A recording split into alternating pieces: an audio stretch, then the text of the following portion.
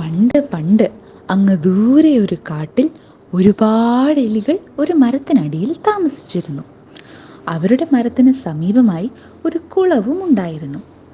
ഒരിക്കൽ ആ കുളത്തിലേക്ക് ഒരു കൂട്ടം ആനകൾ വെള്ളം കുടിക്കാനായി ചെന്നു. വെള്ളം കുടിച്ച് തിരിച്ചു പോകുന്ന വഴിക്ക് ഒരു ആനയുടെ കാൽ തട്ടി 4 എലികളും മരച്ചോട്ടിലെ മാളവും തകർന്നുപോയി.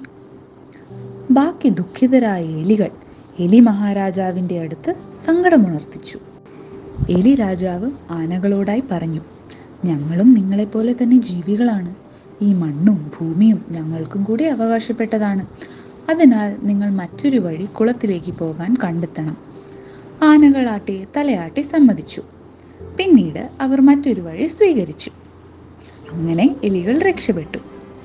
ദിവസങ്ങൾ കഴിഞ്ഞപ്പോൾ ആനകളെ പിടികൂടാൻ ആനവേട്ടക്കാർ വന്നു.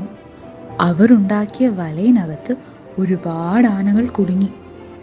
ഈ കാഴ്ച എലികളിൽ ഒരാൾ കണ്ടു.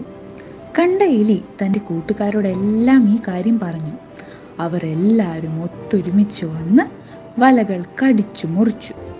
വലിയ ദ്വാരമുണ്ടാക്കി എല്ലാ ആനകളെയും പുറത്തു വിട്ടു. തങ്ങളെ രക്ഷിച്ച എലികളോട് ആനക്കൂട്ടം നന്ദി പറഞ്ഞു. ഈ കഥയുടെ ഗുണപാഠം എന്താണെന്ന് വെച്ചാൽ, ആപത്തിൽ നമ്മെ സഹായിക്കുന്നവരാണ് യഥാർത്ഥ കൂട്ടുകാർ.